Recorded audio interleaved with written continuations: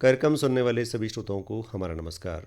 इस कार्यक्रम के माध्यम से हम समय समय पर आपको ऐसे लोगों से मिलवाते हैं जो किसी न किसी क्षेत्र में अपने नाम को कमाए हुए हैं। अपनी रचनाओं के माध्यम से, अपने कृतियों के माध्यम से, अपने काम के माध्यम से समाज में उनकी एक अलग पहचान है। आज हमारे साथ हैं श्री दिनेश पांचाल। दिनेश जी एक ख्यातनाम साहित्यकार हैं। कथा साहित्य में कहानियां लिखने का उन्हें बहुत शौक है। दिनेश पांचाल जी नमस्कार, स्वागत है आपका। नमस्ते। इस कार्यक्रम के माध्यम से हम बहुत सारी बातें आज आपसे करने वाले हैं। दिनेश जी, मुझे ये बताते हुए बड़ा गर्व हो रहा है कि दिनेश पांचाल जी केंद्रीय साहित्य अकादमी से सन 2008 में पुरस्कृत हो चुके हैं और हाल ही में राजस्थानी भाषा साहित्य एवं संस्कृति अकादमी बीकानेर में मनोनीत किया गया है। दिनेश जी, शुरू करते हैं आपकी साहित्यिक यात्रा से।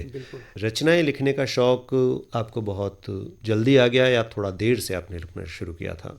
वैसे रचना लिखने का तो बहुत ही देर से हुआ। हाँ। लेकिन पिताजी, जब मैं बचपन में था, पिताजी हिंदी के अच्छे जानकार थे और टीचर हैं, तो वो बहुत पुस्तकें लाते थे। हाँ। जयशंकर, मुंशी प्रेमचंद जी, आचार्य चतुर्सेन, उन सब की पुस्तकें वो लाते थे और मैं चोरी छिपे पढ़ता था। चोरी छिपे इसलिए कि अभी पढ़ने का समय है, तुम पढ़ो, ये तो बाद में भी पढ़ लोगे। अच्छा। लेकिन वो पढ़ते पढ़ते फिर क्या हुआ कि हमारे गांव के पास में पन्नालाल पटेल हुए हैं जी, जिनको भारतीय ज्ञानपीठ पुरस्कार मिला था। तो हमारे गांव के पास में ही उनका गांव है, मांडली, गुजरात की सीमा पे। तो उनका मैंने साहित्य पढ़ा जी। उनका साहित्य पढ़ा, उन्होंने हमारे क्षेत्र की प्रकृति का और हमारे क्षेत्र की समस्याओं को उन्होंने इसमें अभिव्यक्त किया था। तो मुझे ऐसा लगा कि उनका लिखा हुआ जो कुछ भी रह गया है और हमारे क्षेत्र में बहुत कुछ ऐसा है जिसको लिखा जाना चाहिए, तो हम क्यों नहीं कोशिश करते। तो बचपन में उनके उपन्यास पढ़ते पढ़ते एक बीजारोपण हुआ था इस तरह से साहित्य का। बचपन के बारे में आप बताएं कि कहाँ आपका बचपन बीता, कहाँ से आपने स्कूलिंग की? डूंगरपुर से 15 किलोमीटर पीठ सिमलवाड़ा जो गुजरात रोड जाता है जी, वहाँ पे एक छोटा सा गांव है विकास नगर। अच्छा। उस विकास नगर गांव में काश्तकारों की बस्ती है, किसानों की। और उसमें पिताजी क्योंकि शिक्षक थे, इसलिए शिक्षा का काफ़ी अच्छा वातावरण था घर पे और पढ़ने में एक अलग सा आनंद था।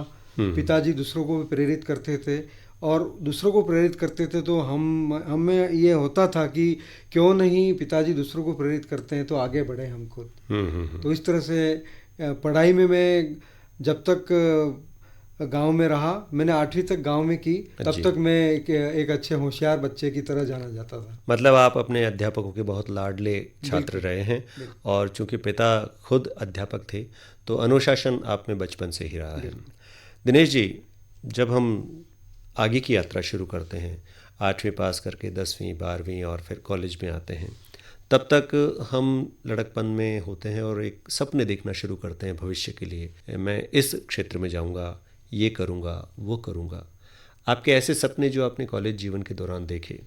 कॉलेज जीवन के दौरान एक सपना हमने देखा, क्योंकि मेरे एक मित्र हैं रसिक पटेल, मेरे गांव से ही, वो फिल्मों के बारे में काफ़ी अच्छा जानते थे बचपन में ही। अच्छा। क्योंकि वो अहमदाबाद में रहते थे, वहाँ काफ़ी फिल्में देखते थे, तो जब भी हम मिलते थे वो फिल्मों की बात करते थे, वो कहानियाँ सुनाते थे। अच्छा। मैंने ये फिल्म देखी, वो तो ये हो गया कि हम भी क्यों एक कोशिश हम करें कि हम भी कुछ किसी फिल्म के लिए कहानी लिख सके।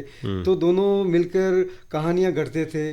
बचपन में जैसा हम सोच सकते थे वैसी कहानियाँ गढ़ते थे और एक दूसरे को सुनाया करते थे। वो उसकी कमियां निकालता था, मैं अपनी और उन कहानियों को हमने कॉपियों में उतारा भी था, जो आज तक सहेजी हुई पड़ी। हालांकि बड़ा होने के बाद में मालूम हुआ कि वो कहानियाँ तो बनती ही नहीं थी। अच्छा। लेकिन एक शौक था कि कहानियाँ बनाए, एक सपना सा था और उसी दौरान हो गया था कि लेखन में हम कभी न कभी किसी फिल्म के लिए कहानी लिखेंगे। ये सपना था और मैं समझता हूँ कि ये सपना आज भी आपका जिंदा होगा। दिनेश जी, खैर सपनों को पूरा करने की हिम्मत भी हम लोगों में ही होनी चाहिए और वो लोग जो ज़मीन पर पैर टिका कर सपने देखते हैं वो एक दिन आसमान की ऊंचाइयों को जरूर छू लेते हैं। मैं बहुत साधारण रूप में ये जानना चाहूँगा कि जब आप पिताजी की लाई हुई साहित्यिक किताबें पढ़ते थे और पिताजी स्वाभाविक रूप से कि अभी तो तुम्हारे पढ़ने के दिन है, पहले अपनी स्कूली एजुकेशन या अपनी पढ़ाई लिखाई पूरी कर लो, ये किताबें बाद में पढ़ लेंगे, तब आपको क्या थोड़ा सा यूँ लगता था कि पिताजी आपकी इच्छाओं को बदल रहे हैं, थोड़ा डांट रहे हैं? पढ़ाई पढ़ाई पढ़ाई, स्कूल पर ज़्यादा जोर दे रहे हैं। बिल्कुल, ये स्वाभाविक था। हम्म। पढ़ना, अपना खुद का कोर्स का पढ़ना एक बोझिल सा लगता था। बार बार क्या पढ़ना। और इसी बोझिलपन को, क्योंकि उस वक्त कोई दूसरा माध्यम था नहीं, एक रेडियो था, उसमें गाने सुनते थे आकाशवाणी से, विविध भारती से, बाकी कुछ नहीं था। तो पिताजी भी अंदरूनी तो ये चाहते थे कि पढ़े, कहीं बाहर घूमे नहीं। पढ़ाई के दौरान ऐसा होता था कि खालीपन में हम उन पुस्तकों को पढ़े, लेकिन पिताजी को फिर ये डर भी सताने लगा कि कहीं अगर ये पुस्तकें पढ़ने में रह जाएगा तो फिर उसकी पढ़ाई से दूर होता चला जाएगा। ये जरूर रहा। फिर आपने जब ग्रेजुएशन पूरी कर ली, फिर नौकरी करने का विचार आया, तो नौकरी करने का भी सपना आपका खुद का था या पिताजी की इच्छा थी कि मेरी तरह बेटा भी टीचर बन जाए? ये सपना भी इसलिए था क्योंकि पिताजी अध्यापक थे। तो गांव के लोग, मैं जब भी गांव में निकलता था या आदिवासी बस्तियों के पास में हमारे खेत हैं, तो मुझे मास्टर साहब यूँ कहा करते थे। अच्छा। तो मुझे ऐसा लगता था कि मुझे ये लोग आशीर्वाद दे रहे हैं एक तरह से बात को, और इस सपने को कभी मौका मिला तो साकार करेंगे। और समय के अनुसार ये सब कुछ होता गया और एक शिक्षक के रूप में मैं सेवाएं देने लगा। जब आपने पहली रचना लिखी, पहली जो रचना लिखी थी वो एक क्षणिका के रूप में लिखी थी। अच्छा। 2-3 क्षणिका लिखी थी। और क्षणिका लिखने के बाद में हमारे डूंगरपुर में साहित्य की कुछ गोष्ठियाँ हुआ करती थी। उस वक्त अंकुर नाम से संस्था चलती थी। उसमें मेरे डूंगरपुर में मेरे अंकल जी सत्यदेव जी पंचाल, सत्येश करके बहुत अच्छे कवि हैं जी। तो उन्होंने कहा कि दिनेश आ, तू गलत हो तो गलत, लेकिन तू पढ़ना तो सही, गोष्ठियों में फिर तुमको सीखने। तो उस वक्त मैंने 2-3 क्षणिकाएँ लिखी। और क्षणिका लिखने के बाद में वो लोग, क्योंकि गीत गज़ल लिखते थे और मेरे पिताजी क्योंकि छंद के अच्छे ज्ञाता थे, तो उन्होंने जब मुझे छंद के बारे में बताया तो मुझे ऐसा हो गया कि अब मैं आगे नहीं लिख सकता। अच्छा। क्योंकि छंद में मास्टरी मेरी बस की बात नहीं। अच्छा। तो फिर क्योंकि बचपन से एक कहानी लिखने और आचार्य चतुर्सेन का ज़्यादा प्रभाव पड़ा और उस वक्त गुलशन नंदा के उपन्यास मैंने ज़्यादा पढ़े, तब से ये हुआ कि नहीं मैं भी लिखूंगा। शुरू में जो क्षणिकाएँ लिखी तो उनको आपने मंच पर प्रस्तुत भी किया। जी बिल्कुल। डर लगा होगा पहली बार जब आप मंच पर आए? बिल्कुल, डर तो लगना स्वाभाविक था क्योंकि मुझे यही मालूम नहीं था कि वो कविताएं हैं भी कि नहीं है। और ठीक है, कुछ शब्दों को जोड़ के बना लिया था, लेकिन उसका इम्पैक्ट अच्छा था। तो बताया कि आपने बिल्कुल नौसिखिए भी हैं, लेकिन अच्छी क्षणिकाएँ आपने लिखी है। जितनी चीज़ें हमारे आसपास होती हैं उनमें से हम हमेशा कुछ न कुछ सीखते रहते हैं, और मैं समझता हूँ कि आप पर सबसे ज़्यादा प्रभाव आपके पिताजी का पड़ा। एक टीचर होने के नाते उन्होंने हमेशा आपको कुछ नई चीज़ें सीखने के लिए प्रेरित किया। आपके दोस्तों ने आपको फिल्मों के लिए प्रेरित किया और आपने कहानियों की तरफ अपना ध्यान लगाया। जो कहानी को ही क्यों चुना आपने कि मुझे कहानियाँ ही लिखनी हैं, उपन्यास के रूप में मैं लिखूं? कविताएं लिखना शुरू किया। देखो, कविता भले छोटी होती है लेकिन ये एक आर्ट है। मैंने अपने आप को, क्योंकि मैंने कई कवियों को भी पढ़ा, उसके बाद लगने लगा कि मैं इतनी बेहतर कविताएं नहीं लिख सकता मैं। तो फिर मैंने कहा कि मेरा अपना साहित्य है, अब मेरे अंदर, मुझे लगता है कि मेरे अंदर साहित्य है, उसको कैसे बाहर निकालना। तो फिर मैंने कहानी का रुख किया। और मेरा ये व्यक्तिगत मानना है कि कविता तो तत्कालीन बहुत ही अच्छी लगती है, लेकिन उसको याद नहीं रखी जा सकती जितनी भी कविताएं। लेकिन कहानी को अगर किसी को कहा जाए या सुनाया जाए, पढ़ाया जाए, तो कहानी उसके जीवन में एक इतना गहरा इम्पैक्ट डालती है कि वो काफ़ी लंबे समय तक याद रहती। श्रोताओं, बातों बातों में कार्यक्रम इस समय आप सुन रहे हैं आकाशवाणी जयपुर अजमेर के आमेर चैनल से, और आज हमारे साथ हैं सुप्रसिद्ध साहित्यकार और कहानीकार जिनके 2 कहानी संग्रह और 2 बाल उपन्यास राजस्थानी भाषा में और हिंदी में आ चुके हैं, श्री दिनेश पांचाल जी। हम जैसा बात कर रहे थे कि आपने कहानियों को चुना लिखने के लिए, लेकिन आपका सपना था फिल्मों के लिए लिखने का। आपका एक दोस्त रसिक पटेल आपको फिल्मों की कहानियां सुनाया करता था। तो फिल्मों के लिए कभी लिखने का आपने प्रयास किया कि मैं पर्टिकुलर एक फ्रेम में एक पूरी स्टोरी स्क्रीन प्ले सहित लिखकर किसी फिल्म प्रोड्यूसर के पास जाऊं और उसको दिखाऊं कि भाई ये मेरी रचना है, इस पर फिल्म बनाओ? जी, काफ़ी हुआ, लेकिन वहाँ तक पहुँचना बहुत ही टेढ़ी खींच थी। फिर भी मैंने कुछ कहानियाँ लिखी जो केवल फिल्मों को के रूप में उनको आगे लाया जा सकता था। लेकिन क्या हुआ कि जैसे मैंने बताया था, सत्येश जी पंचाल मेरे अंकल हैं, उनके पिताजी जो डूंगरपुर में रहते थे, रतन जी दादा हम कहते थे, रतनलाल जी, तो उनको बताया मैंने। तो उनका कि बेटा ये तो बहुत ही अच्छी कहानी है, अच्छा, उस पर तो फिल्म बननी चाहिए। और उन्होंने कह दिया, और 8-10 साल तक वो ऐसी पड़ी रही। लेकिन जब मैंने सोचा कि इस कहानी को अब मैं आगे बढ़ाऊंगा, लेकिन उस वक्त लगी हुई थी कर्मा फिल्म हमारे डूंगरपुर में। अच्छा, तो मैं कर्मा फिल्म देखने के लिए गया, तो मुझे लगा कि मेरी कहानी तो यहाँ आ गई। अच्छा। तो फिर मैंने कहा कि हमसे भी कितने आगे हैं फिल्म के। तो मैंने कहा कि ये आर्ट फिर भी अपने पास में इतनी नहीं है जितनी होनी चाहिए। ये मेरी अपनी ईमानदारी थी कि फिर मैंने वहाँ इसको ब्लॉक कर दिया। फिर कहा कि आप कभी उपन्यास लिखेंगे, कभी ये लिखेंगे, कभी कहानी लिखेंगे। शुरू में जो आपके फिल्मों का प्रभाव था आपके मन मस्तिष्क पर छाई हुई थी कि मैं फिल्मों के लिए कुछ लिखूं, बाद में आपने कथा साहित्य के रूप में कहानियों को लिखना शुरू किया। किस तरह की विषय वस्तु आप चुनते हैं अपनी कहानी के लिए? मैं विशेष करके, क्योंकि ग्रामीण परिवेश से हूँ जी, और किसान बाहुल्य क्षेत्र है मेरा। पिताजी नौकरी वाले थे, बावजूद उसके वो खेती का काम भी करते थे जी। तो मुझे महसूस हुआ जो दर्द मैंने भुगता वो किसी साहित्य में नहीं आया था। मेरे आसपास के किसान हैं, मेरे यहाँ तक कि मेरे आसपास के किसानों की कोई भैंस है, उसकी क्या वेदना है। मेरे गांव में एक सरकारी पाड़ा हुआ करता था जी, भैंसा, उसकी क्या वेदना होनी चाहिए। नहीं हुई उससे, लेकिन मैंने उसको आगे की सोची कि अगर ऐसा हो जाए तो क्या हो। ऐसे कई चीज़ें कल्पनाओं में मैं तो उनको मैं कहानियों में डालता गया। और मेरा जो अभी कहानी संग्रह नया आया है वो खेत शीर्षक से है, उसमें सारा सब कुछ यही है। यानी किसान की समस्याएं और किसान से जुड़ी हुई वो तमाम बातें जो लोगों के सामने आनी चाहिए थी, जो नहीं आ पाई, उनको आपने अपनी कहानियों का आधार बनाया और कोशिश की कि साहित्यिक रूप से हम किसान को केंद्र में रखकर कुछ अच्छी बातें, कुछ अच्छी कहानियाँ समाज के सामने ला सकें। आपने कभी महसूस किया है कि चूँकि आप स्वयं एक किसान हैं, जैसा आप कह रहे हैं, और फिल्मों में जो किसान और खेती हमको दिखाई जाती है, कितना फ़र्क है दोनों में? फ़र्क बहुत है। फिल्मों में जो किसान दिखाया जाता है अल्टीमेटली उनका गोल होता है कि उसकी संवेदनाओं को इतना उभारा जाए कि दर्शक उसको अभिभूत इतना हो जाए कि वो बार बार फिल्म देखना चाहे। उनका टारगेट ये होता है, और उनका टारगेट जो होता है वो समस्याओं के लिए, एक समस्याओं को बड़ा बनाकर फिर दिखाकर और फिर उसको एक फिल्म के रूप में देने का होता है। जबकि मेरा जो किसान है, आपकी कहानियों का मेरी कहानियों का जो किसान है वो अपनी गरीबी का रोना नहीं रोता है, गरीबी को भी हंस के जीता है। और उस गरीबी को चाहे वो उसकी खेती में कुछ भी ना मिले, लेकिन उसकी खेती में जितने भी उपज मिली उसमें वो संतुष्ट थी। और बावजूद इसके कि जीवन कैसे आगे चलाना, कैसे जीवन का संघर्ष को आगे करना, वो कैसे उनसे हम प्रेरणा ले सके, ये मेरी कहानियों में।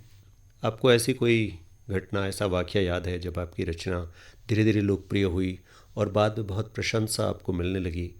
तो जब आपके पास लोग आए कि वाह भाई दिनेश, बहुत अच्छी आपने रचना लिखी है, बहुत अच्छा ये कहानी लिखी है, तो उसके संस्मरण आपको याद है कि जब आपको बहुत गर्व महसूस हुआ कि मैं भी एक लेखक हूँ?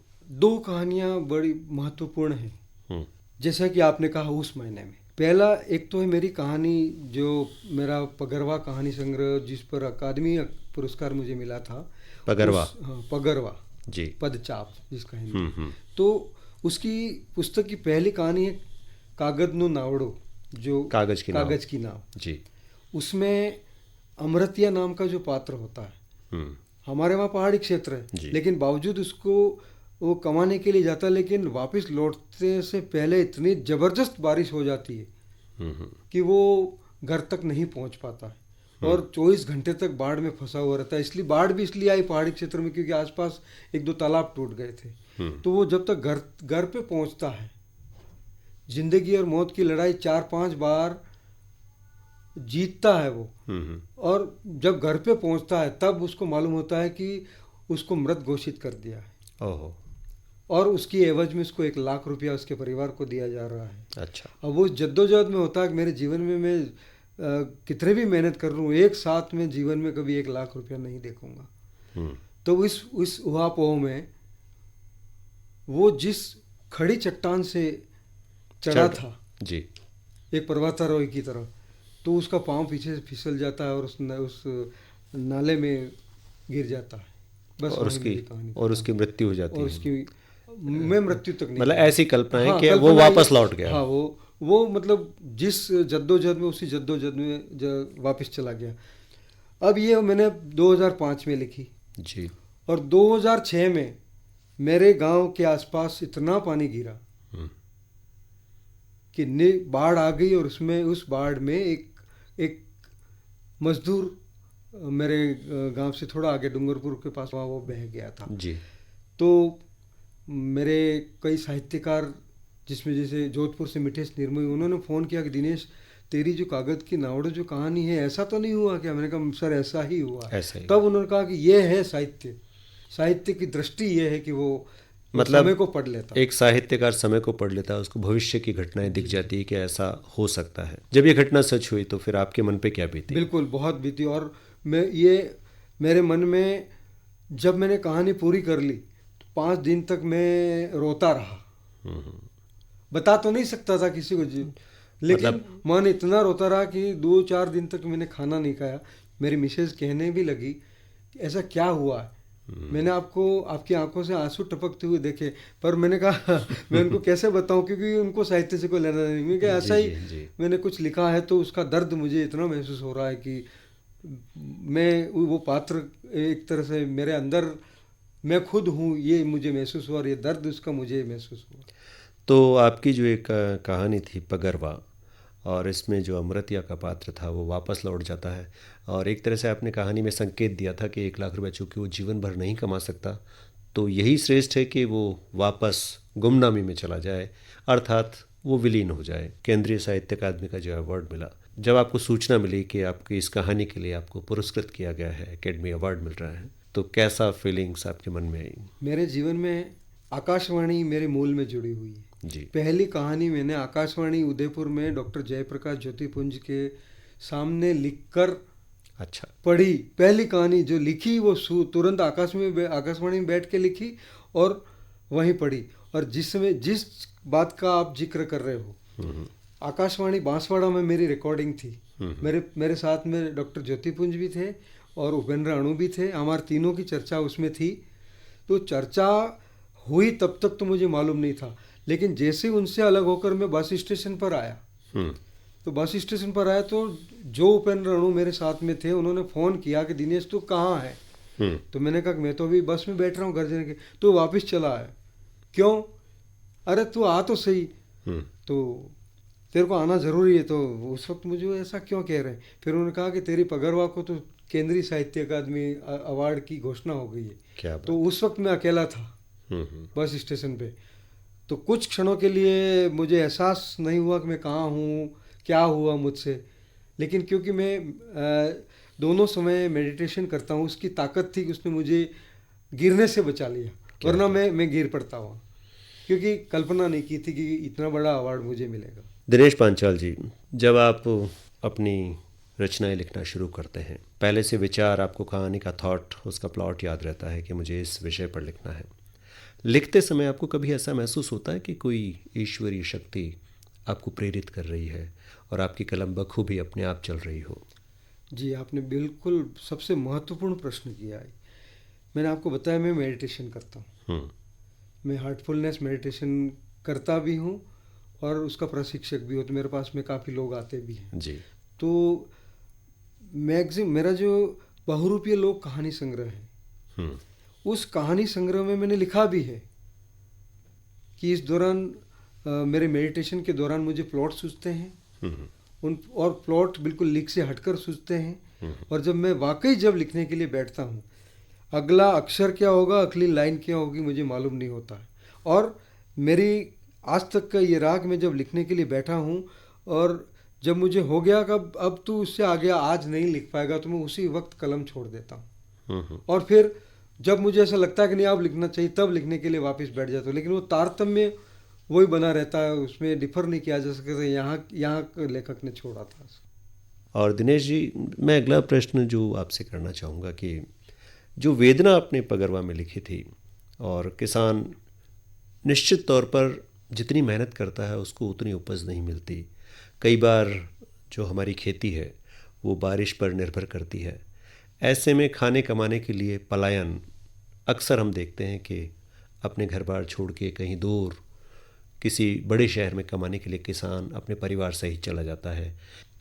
तो ये जो पलायन है और इससे उपजने वाली समस्याएं हैं, चाहे वो किसान के परिवार पर बीते, चाहे वो परिवार सहित शहर में रह रहा है, इस तरह की जो समस्याएं हमारे सामने हैं, ऐसे में कभी कोई ऐसी कहानी आपने लिखी या अभी ऐसी कोई कहानी आनी बाकी है? नहीं, यही कहानी लिखी है मैंने। मेरा खेत कहानी संग्रह है। उस खेत कहानी संग्रह में वो सब कुछ है जो अभी आपने मुझे पूछा। उसमें नई पीढ़ी मोबाइल चलाती हुई, उस मोबाइल में घुसी हुई, और पिताजी उसको भेजते हैं। कोई सूचना देता है कि तुम्हारे खेतों में पशु घुस गए हैं, जाके उनको निकालो।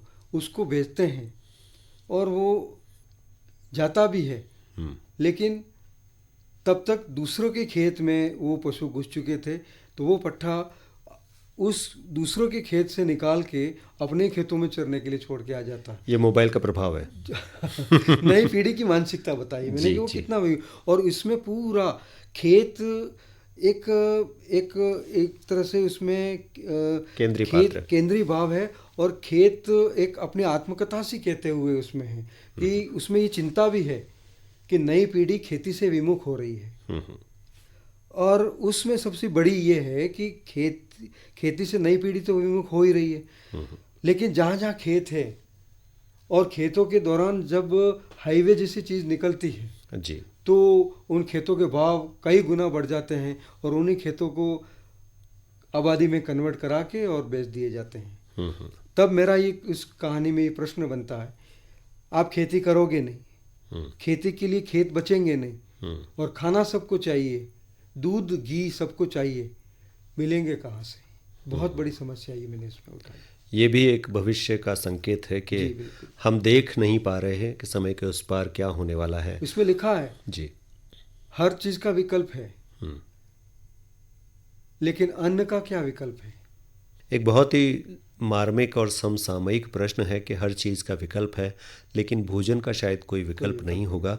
और ये जो समस्याएं हैं, ये साहित्यिक रूप से जब हमारे सामने आती है तो हम ये बात सोचने के लिए बहुत मजबूर हो जाते हैं कि आखिर हम विकास के कौन से रास्ते, कौन से नए सोपान तय कर रहे हैं, जहाँ पर आगे चलकर हमको इन सारी परेशानियों का सामना करना पड़ेगा जो आज का साहित्यकार देख पा रहा है उन होने वाली घटनाओं को।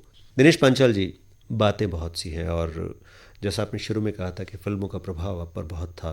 गुलशन नंदा जी को आपने बहुत पढ़ा, उनकी कई उपन्यासों पर फिल्में बनी हैं। अभी भी मन में ये कसक बाकी है कि आप फिल्मों के लिए लिखेंगे और आपकी कोई लिखी हुई कहानी फिल्मी पर्दे पर ज़रूर आएगी। जी, ये तो है, लेकिन क्योंकि मेरा विषय खेती, किसानों के पशु, ये सब रहते हैं, मुझे नहीं लगता है कि कोई फिल्मकार उसके लिए, आजकल तो मसालेदार क्या क्या फिल्में आ रही हैं, कैसी फिट हो रही हैं, वो सब हम देख रहे हैं, तो मुझे संशय है। लेकिन मेरी एक कहानी है, अग्निदाह। अग्निदाह में जो घुमक्कड़ जातियाँ होती है जी, उस घुमक्कड़ जाति को मैं वहाँ तक गया हूँ जहाँ तक साहित्यकारों की नज़रें नहीं जाती, लेकिन उसके कहीं अनजान गांव में चला जाता है, वहाँ पर उसकी मौत हो जाती है, तो उसके सामने बहुत बड़ी समस्या होती है कि उसके बाद में क्या किया जाए। कोई श्मशान में जलाना नहीं देता है, उसमें बताया है मैंने। कोई एक सरपंच कहता है कि जा वहाँ जगह खाली है, तेरे बाप को वहाँ दफना दे। उसका बाप मरने से पहले कह भी गया था अपनी बहू को कि मुझे कभी मेरी मौत आए तो जलाने के चक्कर में मत रखना, तो मुझे कहीं ज़मीन मिले तो चोरी छिपे गाड़ देना। तो वो पुलिस वाले के पास में जाता है और सरपंच साहब की सहमति से खड्डा खोदता है, तो ज़मीन का मालिक आ धमकता, जिसने सहमति दी थी, वो कहता कि नहीं, मेरे ज़मीन को श्मशान घाट नहीं बनाना या कब्रिस्तान नहीं बनाना। तो उसके सामने समस्या पैदा हो जाती है कि अपने बाप का अग्निदाह कैसे करें। और उसमें मैंने जो अग्निदाह का जो चित्रण बताया है जी, वो पूरे देश के साहित्य में उसकी चर्चा हुई। भारतीय ज्ञानपीठ की नया ज्ञानोदय पत्रिका में जब वो छपी तो पूरे देश से काफ़ी अच्छे रिस्पॉन्स मुझे मिले और एक नई चर्चा है। हाँ, इस प्रकार की कहानी पर अगर कोई फिल्म बनाता है तो ये काफ़ी चैलेंजिंग कहानी है। जी हाँ। बाल उपन्यास भी आप लिखते हैं जी। बड़ों के लिए कहानियाँ लिखते लिखते, उपन्यास लिखते लिखते, खेत खलिहान की बातें करते करते बच्चों के बारे में लिखें, ऐसा विचार कैसे आया? ऐसा विचार क्योंकि ये बहुत ही महत्वपूर्ण प्रश्न है ये, कि मैं एक शिक्षक हूँ। जब उस वक्त 4:30 बजे तक की स्कूल हुआ करती थी, हम 4 बजे बच्चों को रोक के और कहानी कविताएं उसके ऊपर बच्चों से सुनते थे, हम सुनाते थे। तो मैंने कहानी शुरू की वाचाल कछुए की। अच्छा।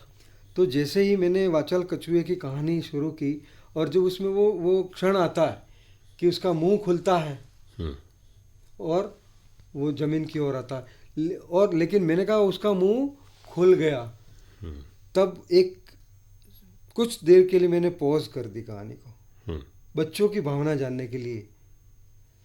तो जो होशियार बच्चे थे वो तो कहने लगे, कानाफूसी करने लगे, वो कछुआ मर गया क्योंकि तो कहानी सुन रखी, मर गया। लेकिन एक ऐसी बच्ची जिसको इसके बाप ने मंदबुद्धि घोषित कर रखी थी, वो उसकी बड़ी बहन जो 5वीं में पढ़ती थी उससे खुसर फुसर कर रहे थे।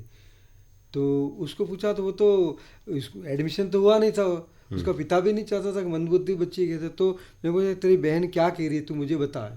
वो यूँ कह रही कछुआ नहीं मरा होगा।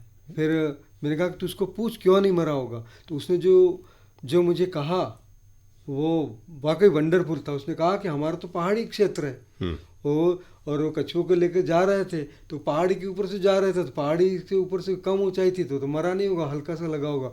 उसी समय मैंने देखा कि इस बच्ची ने, जिसको मंदबुद्धि कहा जाता है, उस बच्ची ने क्या प्लॉट दिया है।